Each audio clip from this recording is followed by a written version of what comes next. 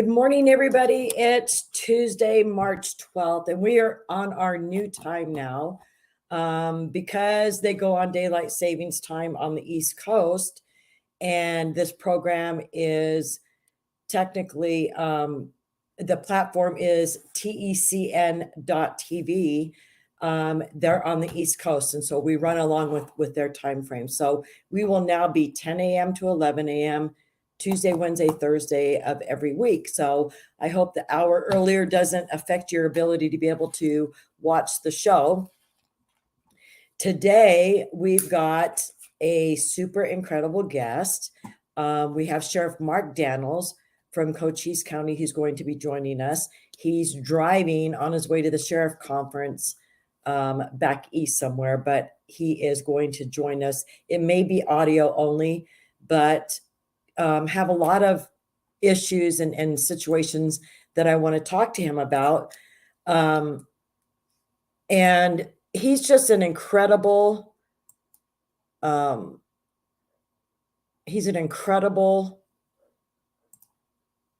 sheriff in the state of Arizona that we should be very, very proud to have representing us.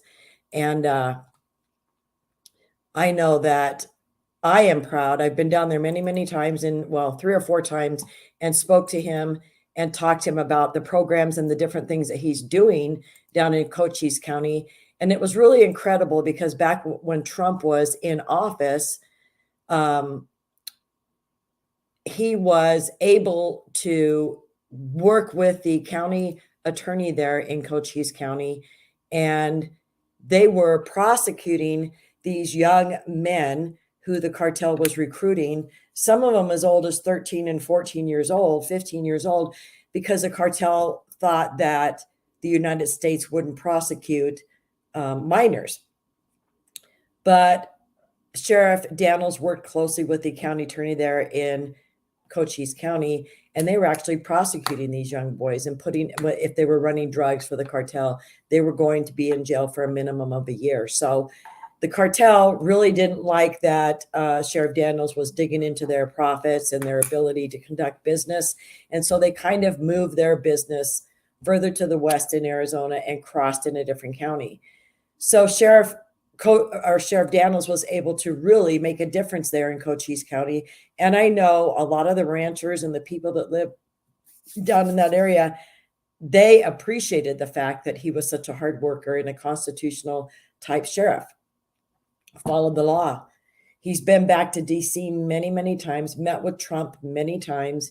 He's a part of the sheriff's organization, National Sheriff's Organization, that are of a conservative mindset and understand the importance of law and order, of closed borders, of proper vetting of people coming into our country. So he is a stand-up guy. And he worked a lot with Trump under that administration. He's been up here into Phoenix to the Capitol and spoken to the legislators many, many times.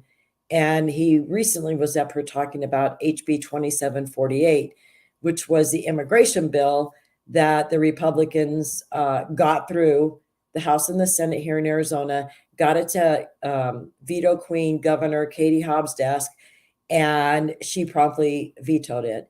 And what it was doing was making it a state law that if you cross the border from Mexico into the state of Arizona, anywhere but at a port of entry, that you could be arrested and charged with illegally trespassing and go to jail or be deported back to Mexico.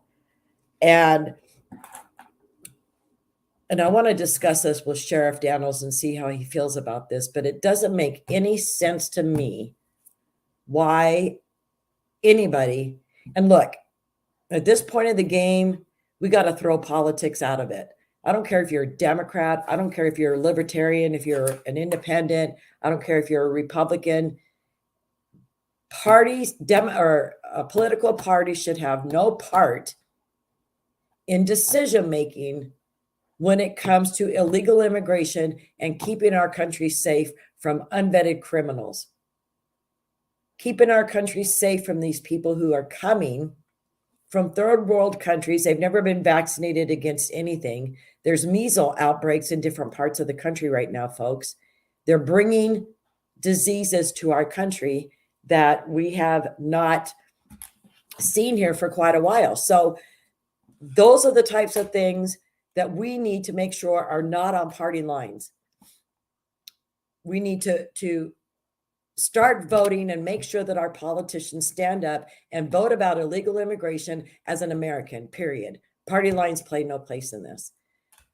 We've got Sheriff Mark Dannels from Cochise County. He's joining us now. We're going to get him on here because he's on the road and I don't want to hold him up. Good morning, Mark. Good morning, Marianne. How are you?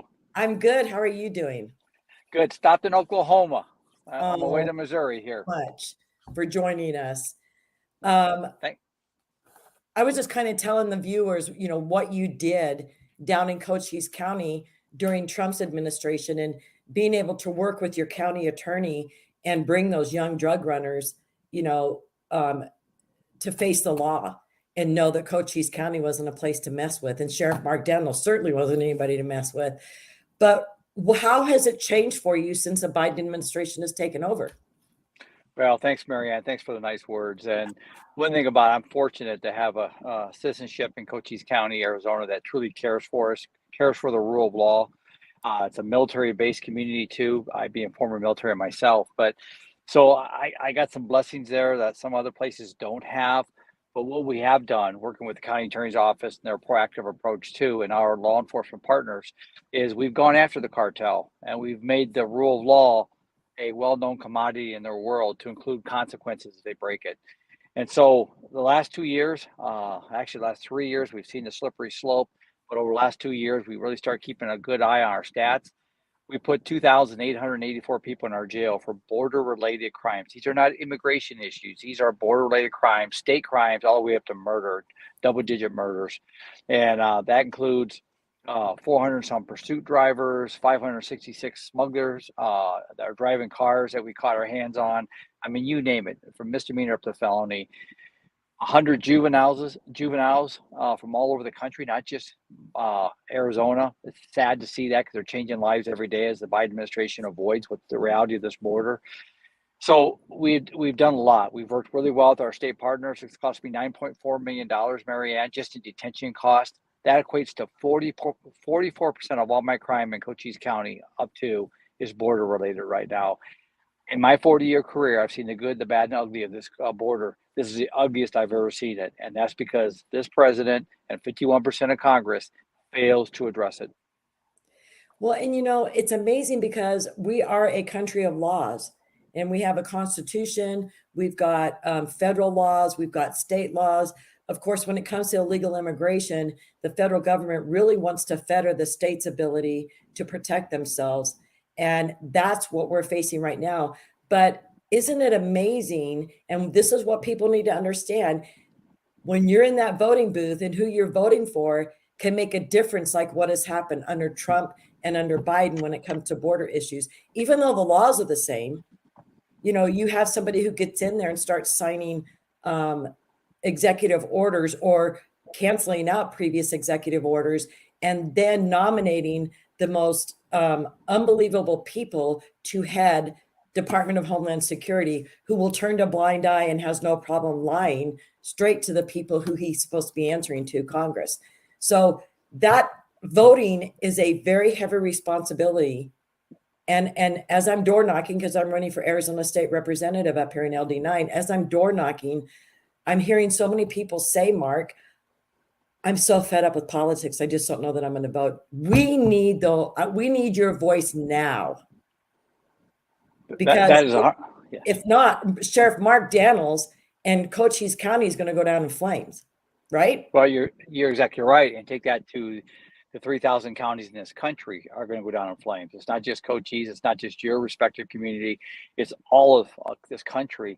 And I said this before, President Biden and his administration, they want an open border.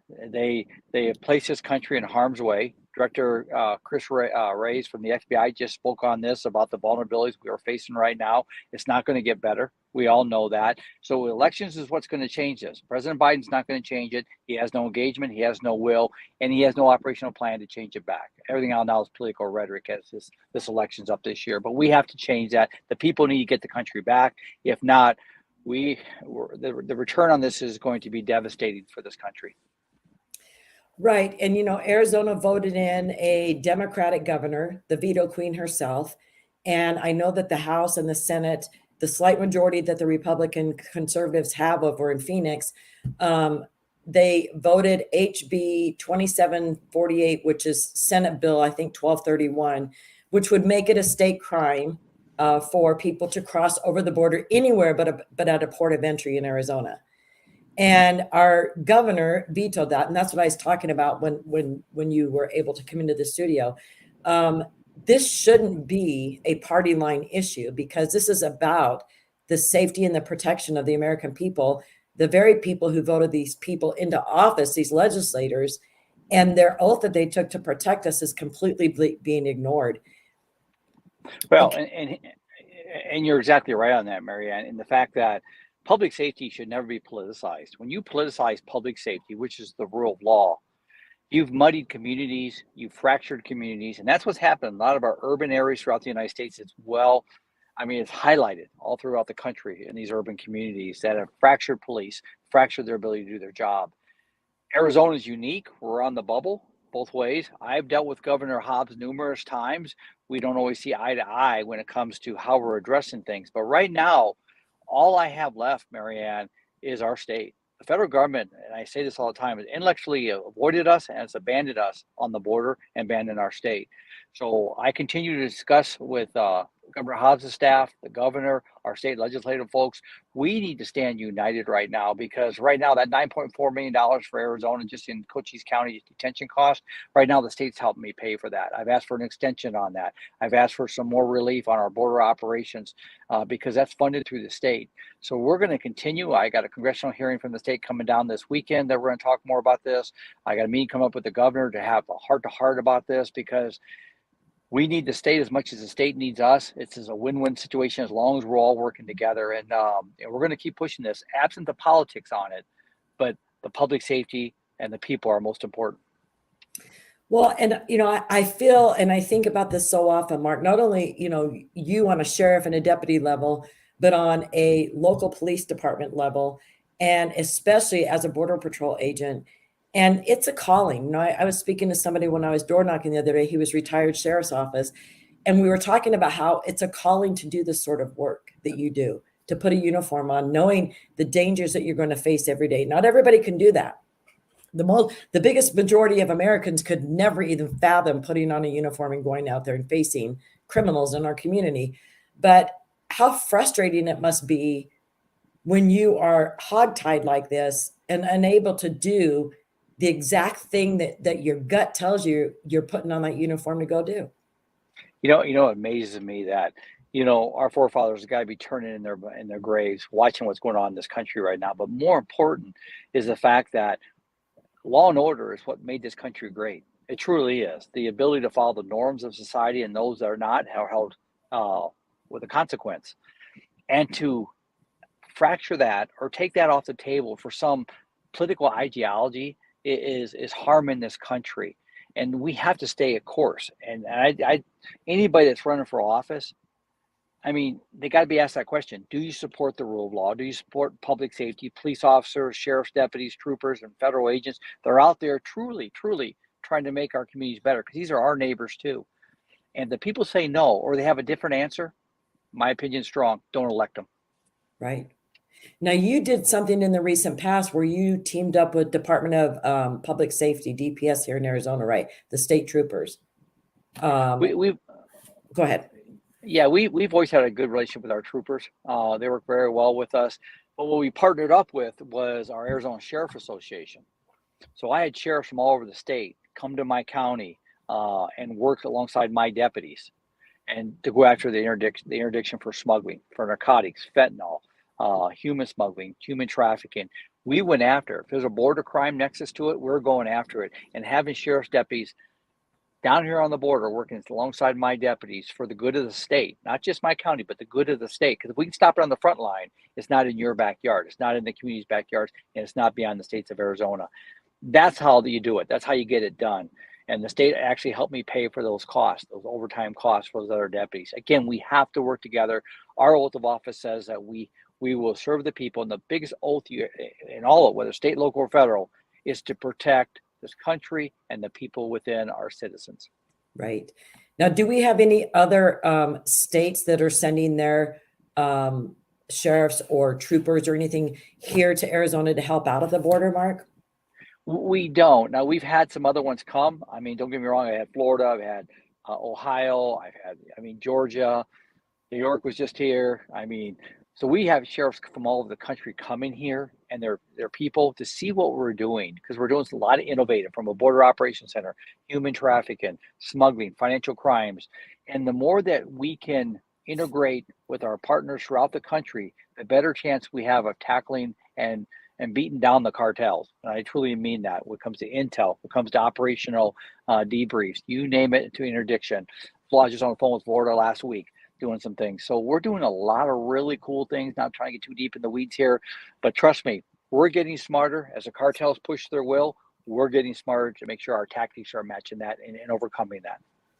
I can't imagine what the law enforcement from New York is thinking. I mean, they're coming all the way down to the border. They're at ground zero and they're seeing where this all starts. And then they go back home and they have to probably think about everything those people go through to end up in New York, and how many of them cross the border with New York as their destination. And they must go back with a complete different mindset. How do they react when they're working with you? Are they like, holy crap, we didn't know it was like this? Or are they, have they envisioned that's what it's like?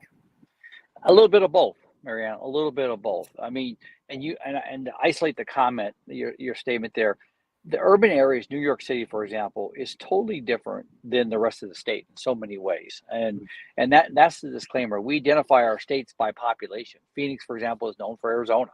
But that's not the totality of our state. And our rural parts of our country are doing an amazing job in policing.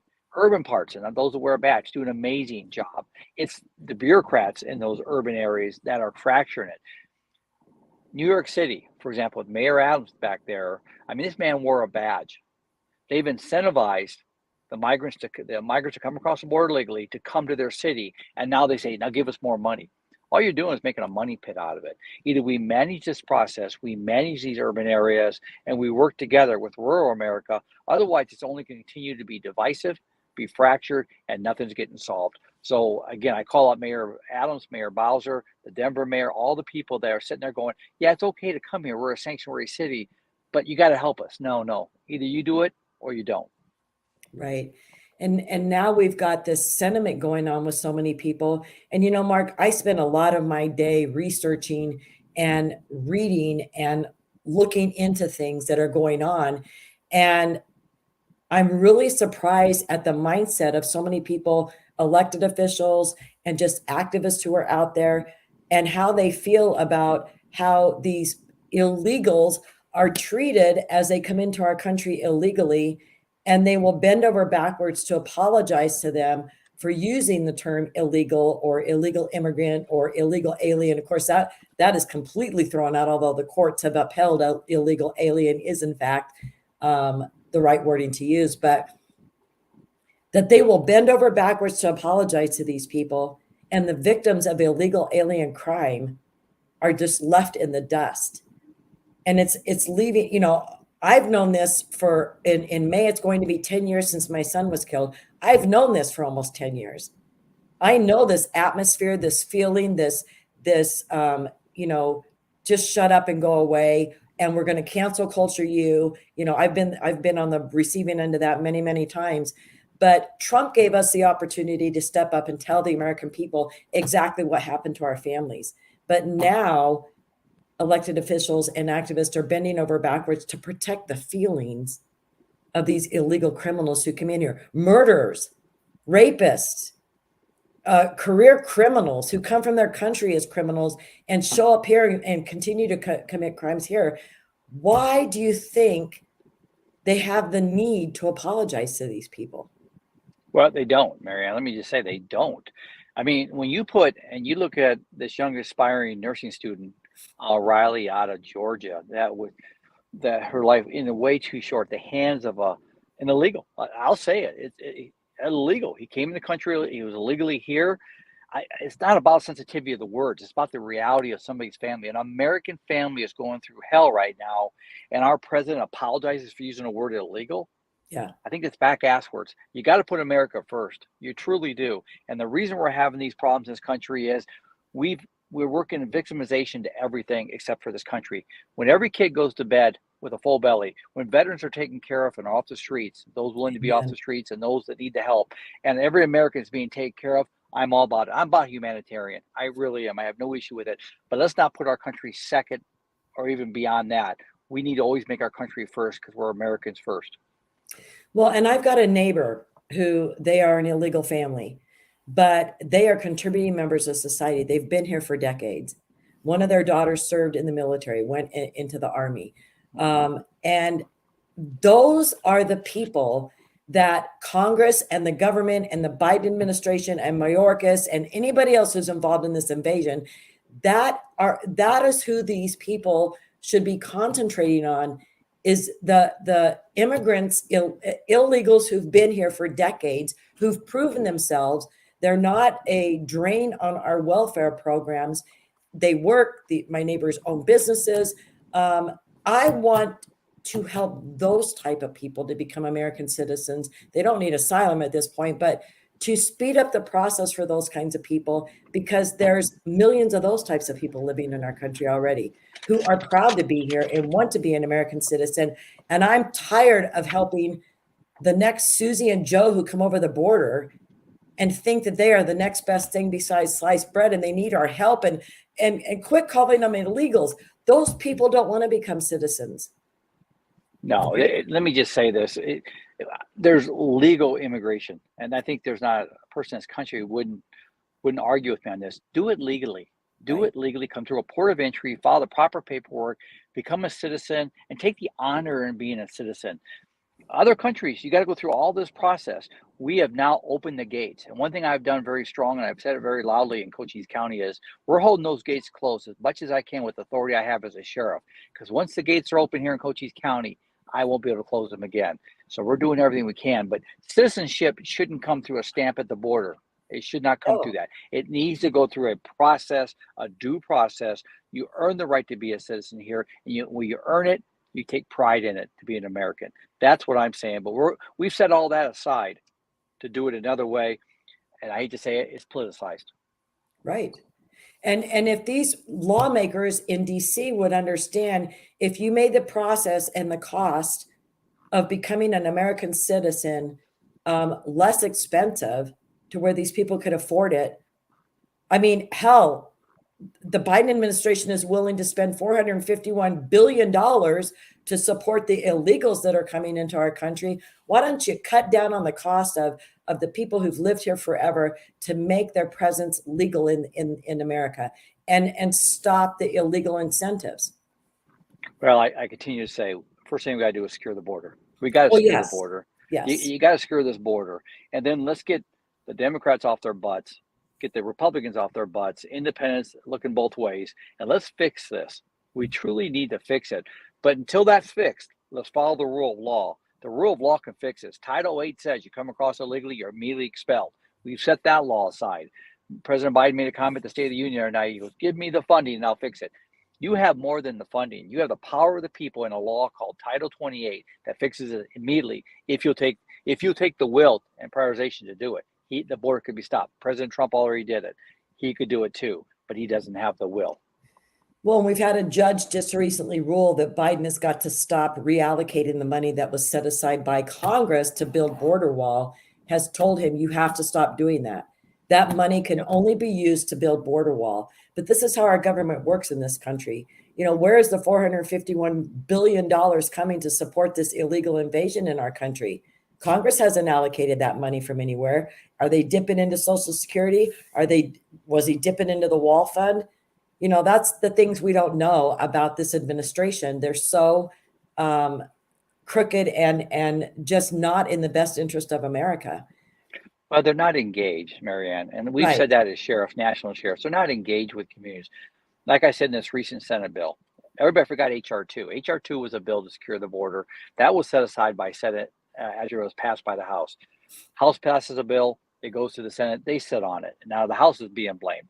Republican, Democrats, shame on both of you on this. I'm just going to say it how it is. I'm talking about the 51% there because we got some good congressional people that see the need to secure our border. And I've talked to many of them.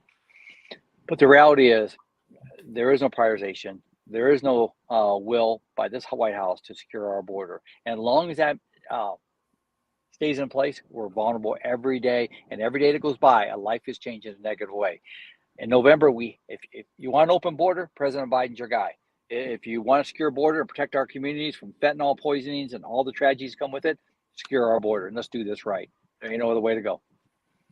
Have you seen an increase in human trafficking in Arizona since they shut down Shelby Park and did what they're doing there in Texas? I can say this, human trafficking goes on our border every day. There's a real fine line between smuggling, which is defined by consensual, non-consensual, and trafficking. Very fine line. These people are paying their life savings to be smuggled or trafficked by the cartels. A lot of them don't have it, which means they become servant to these cartels. When people say, well, they're just smuggled, they're not trafficked. They're going to communities and they're governed by the cartels every day for sex trafficking, drug distribution, enforcement, gangs, you name it. It's not the American dream that you and I and many that we know live every day. So I call it modern day slavery. And it's amazing. Any elected official, state, local, and federal, would turn their back on people and kids shoved in the back of a car going 100 miles an hour or going to a house to be distributed throughout the United States. I just have a hard time believing that an elected official in this country, anywhere, Republican, Democrat, Independent, state, local, or federal, would turn their back and say, "Oh, it's not what it is. It's truly what it is. It's inhumane in every aspect." Amen. I say that all the time. This isn't a party issue, No, party line issue. This is about human dignity. And that's right. although they think that open borders is helping these people out, the tragedies and the things that are happening, and I follow Ben Berkwin, and he's been in the Darien Gap now for 3 or 4 or 5 times, and we're the climate change people because they've absolutely trashed a jungle. And this is such a bigger picture because you've got the United Nations, you've got all these organizations that are funding this. And in essence, it's to redistribute the wealth of the United States and bankrupt us. It's projected $774 billion will leave our country in 2024 in remittances that these illegals will be sending home to their families. And this is sad, but I don't want to keep you. I mean, I know this is an hour show, but I know you're on the road, Mark. I just want to ask you a couple more questions. When I was over in Texas, I talked to Michael Banks and we had a great conversation, and he was telling me about SB4 and how they had really looked into SB 1070 as a guiding post for them. And so I was talking to him and I said, if we got the sheriffs to arrest the bus drivers, how many bus drivers would they be able to hire to bring these people from the border up to Sky Harbor and stuff? And he goes, it's something to look into. But the further I looked into it, when SB 1070 was going through the courts, they made an agreement. Then Governor Jan Brewer and Attorney General Tom Horn made an agreement with the federal government. You leave the part of SB 1070 in there that says, show me the papers, basically is what they've dubbed it. And we won't arrest anybody transporting illegals in the state of Arizona. This happened in 2014, Mark, and it was signed by a federal judge as a court order. Did you know that? I didn't know the specifics. I know Sheriff Deaver, my predecessor, was instrumental with Russell Pierce and many other ones that put that bill together. And I know, bless his heart, he worked his butt off on getting that to protect this state and this country. And I don't have the specific dates, but I know by the time the high court shredded it like cheese, there's not much left to it, as you already know. No, there's only 2 things that the high courts took out. And Oh, I've got the article, but I don't want to pull it up because I know you need to go. But there's only two issues out of the whole SB 1070 that the high courts took out. And this is a misconception that a lot of people have, that the court wiped out SB 1070. There's so much more that stands. But I was under the impression that the arrest and for transporting illegals in our state was still a part of it.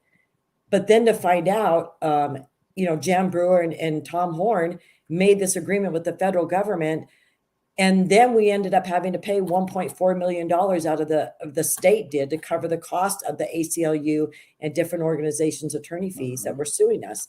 And so I was asking a current legislator, having a conversation with her and saying, because in that court order it says, no one will appeal this.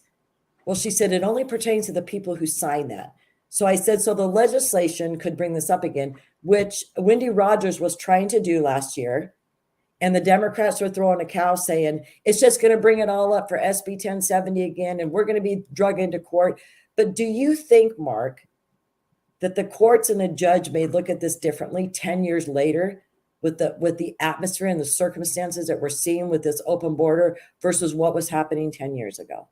What's your because personal opinion is it could go either way. It could go because it's more politicized now than it's ever been, and it's more divided. So I can see it going where no, they don't want to hear it.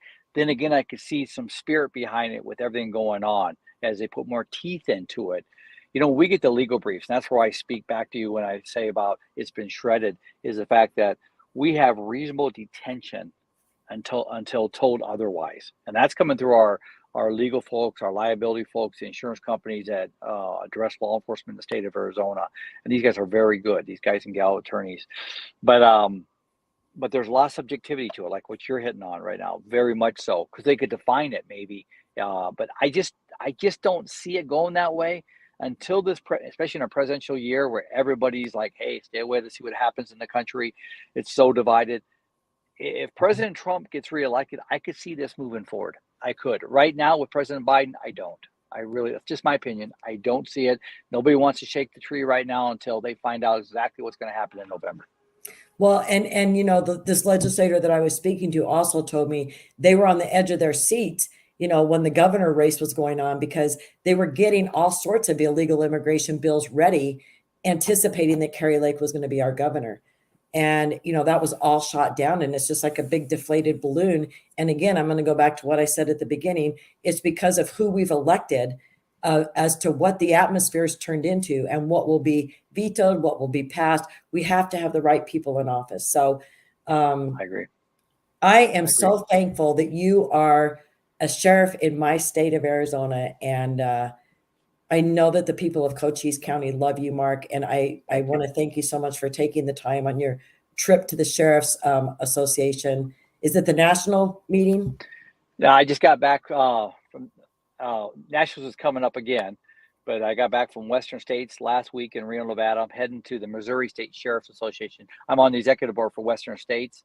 So we attend these state sheriff meetings and embrace them, and then I'm addressing them on Thursday about the border. So I'm going out there for this. But Mary, if I just close out and say this to you, is we as Americans can't give up hope. We just got to get smarter. We can't lose our balance, and we got to walk united, and we can get this back. Thank you, Mark. God bless you, and please drive safe the rest of your trip. And again, thank you so much for joining us. God bless you. God bless everybody. Thank you. Bye-bye. It's such a pleasure to have him. I've gone down to Cochise County a couple times, and once I had my camera set up on the tripod, and I did a great interview with him.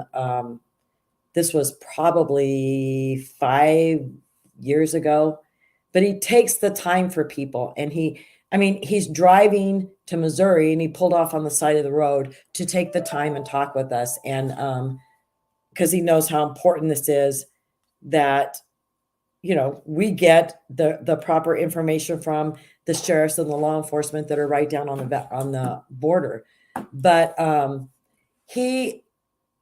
I've just really had a lot of respect for him ever since I've met him. I've just really, really been happy and thankful for the people in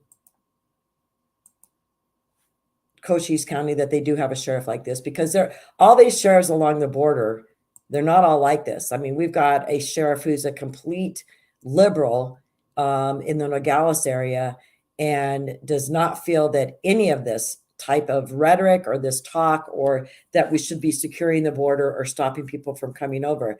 Look, if things could go back to normal, because I know a lot of areas in Texas are affected because they are border states. And I know in El Paso, because I was down there quite a lot when We Build the Wall was building the wall right out of El Paso at Sunland Park, but we'd go into El Paso a lot. And the traffic coming over the footbridge that people would come across from Mexico to shop, to get groceries, to get clothes, maybe even to eat lunch at their favorite, U.S. Restaurant, and they would go back over. So I understand the importance of commerce, but when you've got it to the point where people are just breaking over and coming over the border in unsecured locations, unfortunately, that causes things from having to be shut down. And it affects, these small border towns that do have people from Mexico come over to shop there. They have better selections and probably better quality of a lot of things than from the small border towns in Mexico that they live in. So we've got to come to a happy medium. But first of all, we have to have the right elected officials in place in DC who can work together, cross party lines, and understand that the safety of the citizens and the oath that they took is more important than the feelings of these people illegally entering our country and their big push and their huge concern for hurting their feelings. Has the administration or any of these Democratic officials in Congress and Senate in DC, have they ever stopped to think about how their silence is a slap in the face to families of victims of illegal crime? How's that? And I would love to say to Biden, you want to talk so much, and he does it with any opportunity that he can to talk about the death of his son. Provide me that same opportunity. Let me tell you about the death of my son, Sergeant Brandon Mendoza of the Mesa Police Department, and what a huge asset he was to our community. Let me tell you about him, Joe. Let me show you some pictures of him. And then let me tell you that the very thing that you're promoting and encouraging right now is the reason that my son was killed 10 years ago when you were vice president. So these people who love to hear themselves talk and even misquote and tell you a different reason of why their child was killed or how it's affected them. I mean, Biden's story has changed a few times, but what makes him think that anybody wants to hear that story? He doesn't want to hear anybody else's story. He really doesn't want to hear Lake and Riley's family story. He can't even pronounce her name properly.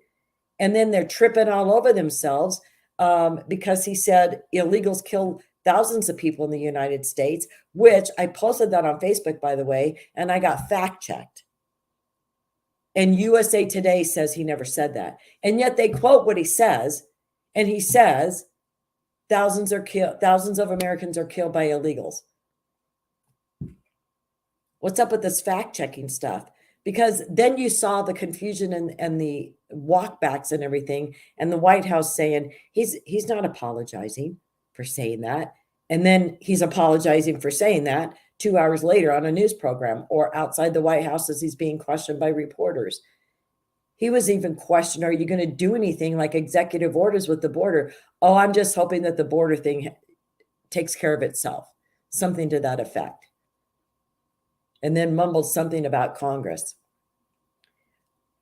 That type of a bill that you put forward, Biden, is going to sit and, rot in.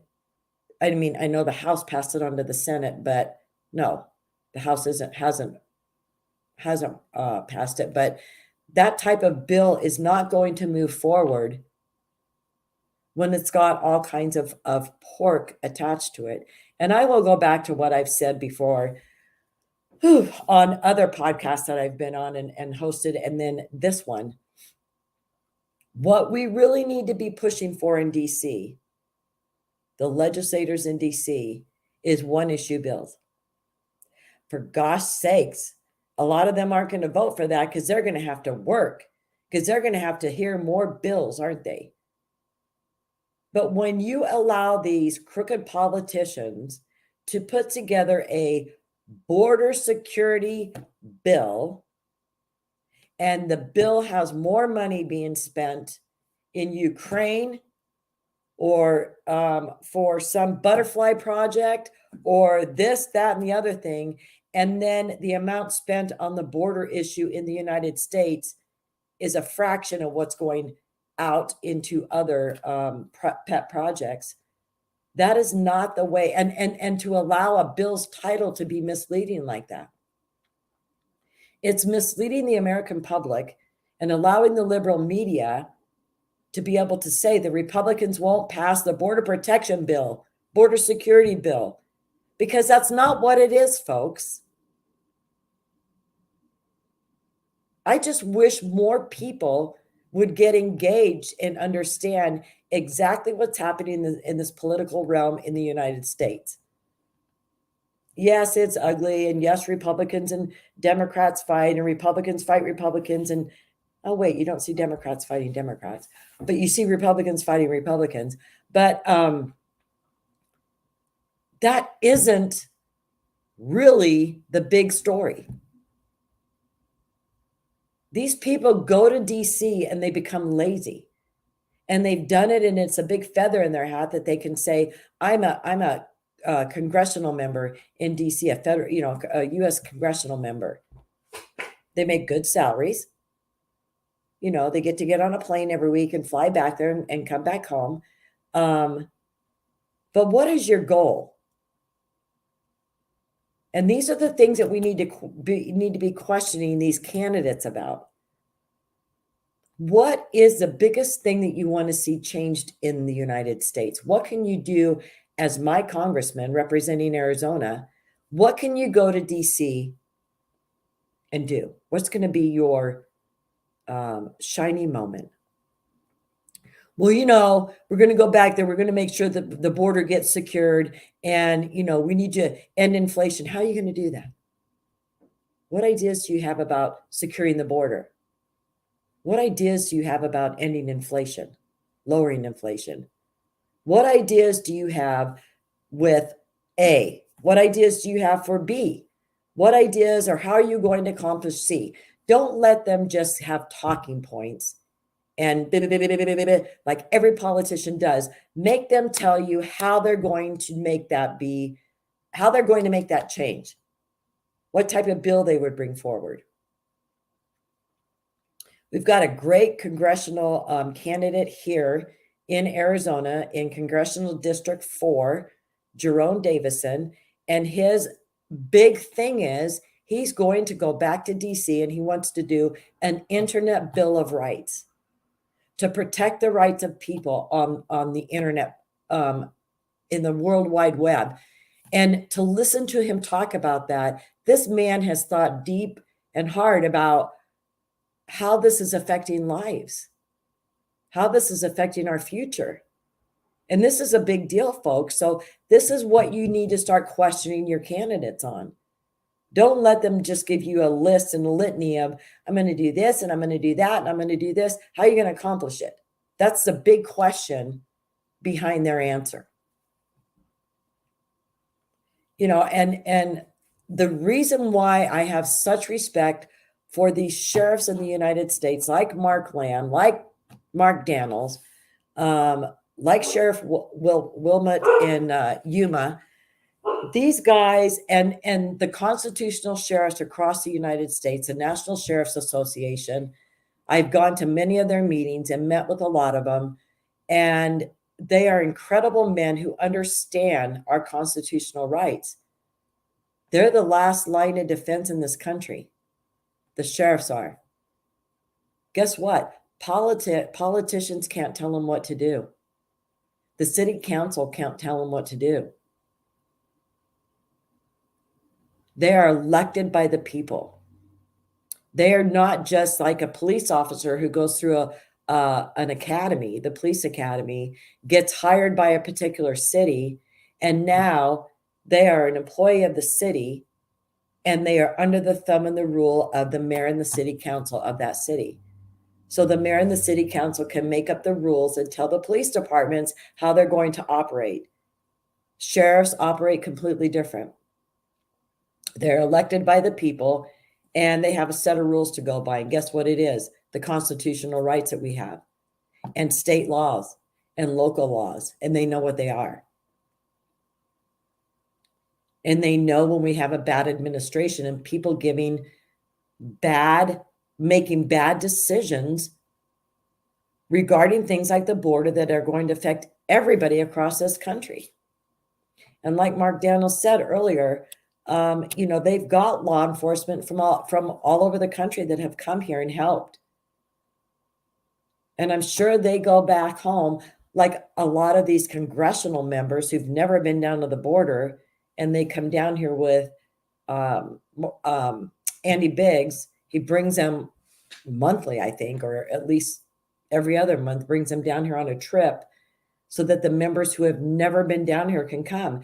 And Andy's kind enough. He gets a hold of me, and I go and meet up with them their last dinner before they all head home, and have conversations with them and meet these people. But a lot of them who've never been here before to say to me, we just can't even believe it's worse than we thought. Oh my gosh, they go back with a completely different perspective. So that's why I was asking Mark Lamb, and he said, it happens both ways. Some of them come here, the law enforcement from other states, and they're like shocked as to what it's like on the front lines. And others of them are like, yeah, we figured it was like this. But, I bet a lot of the officers in law enforcement in New York probably come here and say, oh, this is nothing compared to what we deal with in New York. With all the stories that we've been hearing about the crime that illegals are committing in New York. I mean, that these illegals will just beat up a couple of police officers in Times Square. Whoever would have thought that would be a headline story? Whoever thought that would have been in the realm of possibilities? NYPD, as strong and as that comes across to everybody as, the biggest and the best police department, considering the melting pot that New York already was before this invasion started, but the amount of people, the tourists that come through there, and everything that the NYPD deals with. But I think that a lot of them feel that they've been brought to their knees because the wants and needs and protection of illegal criminals is foremost in our elected official minds than law enforcement rights and protection, American citizen rights and protection. Where has this gone off the rails? It's because, and I've said this before on my podcast, for those of you who haven't, I don't know how, but my campaign email got onto the Democratic Party mailing list. And so it goes into my spam folder, but you guys, it's every single day from Scott Dworkin and several PACs that the Democratic Party is running. And it's got to be 50 to 60 emails a day. And it's constant, the same message. Donate. We got to get rid of Republicans. Donate. Even if it's $5 a month on a reoccurring payment, they encourage everybody to do that. Well, if you got, 2 million people doing $5 a month on a recurring basis, that adds up to a lot of money. But to see how they operate and what a machine they have going on is incredible. They don't, and this is the one thing, the Democrats come together. you don't see these public fights that are happening. Well, the disagreements and the ruffled feathers isn't brought probably to the forefront as much as it is with the Republican Party. I'm sure there's things that go on. And I was really surprised when I read this morning that they're already starting to fire staff members over at the RNC. Laura Trump and the new chair, they're cracking the whip and they're going at it. So this is going to be very interesting to see how donations going into the RNC change with this new leadership, to see how they cut down on the cost, office staff and unnecessary people there at the RNC. I think we're going to be surprised at the crap that's been going on at the RNC and the waste of money and overstaffed. I think a lot of things are going to be uncovered in the very near future. But anyway, I'm glad to see that that's going on a different path right now, because, and I'll still say this to people, if you're going to be donating in the political world, you really need to donate directly to the candidate the candidates, plural, that you support. Because even when you donate to the RNC and through the Win Red thing, I know a lot of candidates who signed up for that, and they've got it on their website, and people go through there and donate, and they see very little of the money that's actually donated to them through the Win Red program. So if your candidate has a direct link on their website or gives you a QR code to be able to donate to their campaign, definitely do that. And definitely be mindful of the fact, if your candidate has a primary, they're going to need money to prepare for that. And then when the general election comes along, they're going to need money to fight for all of that. The outside sources and PACs, on the Democratic side, on the Republican side, but the Democrats do it much better. They can pay for and distribute whatever they want about a candidate and fight for their Democratic candidate and put complete lies out about the Republican opposing them, which is exactly what they did here in Arizona during the 2022 election cycle when I was running.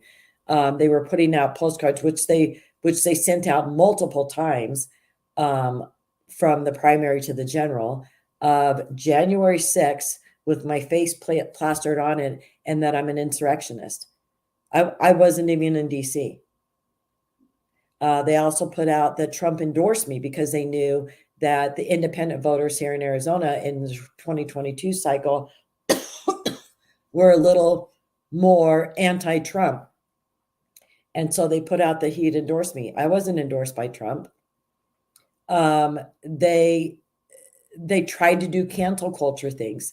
And it's amazing, in a small legislative district like LD9 in Arizona, for the 2 House and the state Senate positions, the Democratic Party poured about $2.5 million into this campaign in the 2022 cycle. So we've got to help our candidates out, folks. And if you want to help me, you can go to Mendoza for Arizona, everything spelled out, no numbers, no letters, no abbreviations, .com, and donate to my campaign, because I'm going to have a tough general election against the 2 Democrats that are running. Anyway, I'm thankful that you all joined us today. Tomorrow we have Suzanne Monk, and she is a January 6th expert, and with all of the people still sitting and languishing in jail. So we're going to have a great conversation with her tomorrow. I hope you have a wonderful evening, and thank you for joining me today.